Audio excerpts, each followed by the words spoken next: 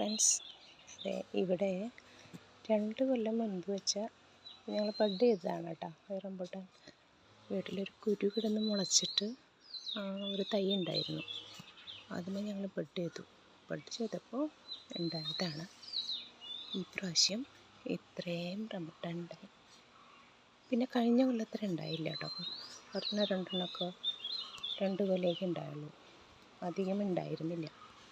ഇക്കൊല്ലം ഇത്ര അധികം ഉണ്ട്.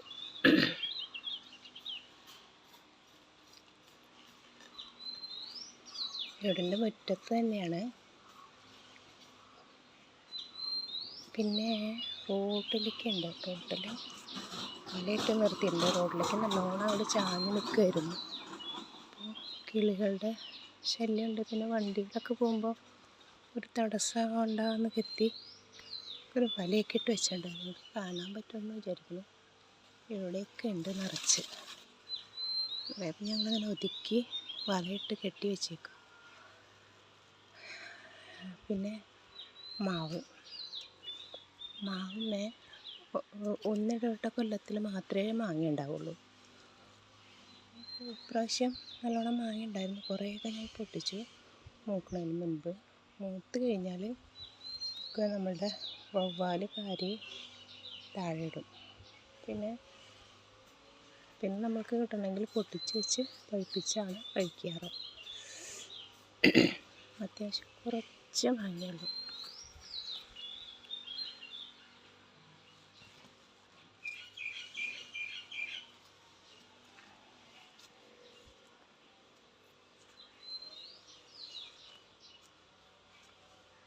ഇത് കണ്ടോ, മാവുമ്മേ ഈച്ച വരാതിരിക്കാനിട്ടൊരു മെഷീനാണ്.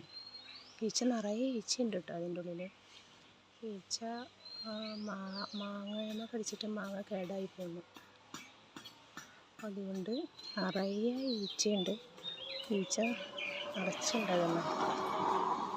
അതുപോലെ താഴെ കൈ എത്തുന്ന ദൂരത്ത് മാങ്ങ.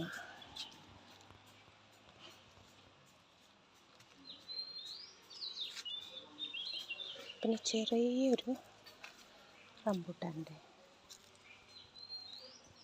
മരമുണ്ട്, ചെറുതാണ്. അതിന് കുറച്ച് അതിന് പറ്റാവുന്നത്ര അത് ഉണ്ടായിട്ടുണ്ട്. അതിനെക്കൊണ്ട് പറ്റുന്നത്ര നല്ലതാണത്. ഇത് കുരുമന്ന് പെട്ടെന്ന് വിട്ടുപോരുന്ന ടൈപ്പുള്ള റംബൂട്ടാൻ. അപ്പോൾ ഫ്രണ്ട്സ്, നിങ്ങളുടെ വീട്ടിലും ഇതുപോലെ ഉണ്ടെങ്കിൽ കമൻറ്റ് ചെയ്യണേ. ഇതൊക്കെ ബഡ് ചെയ്തതാണ്.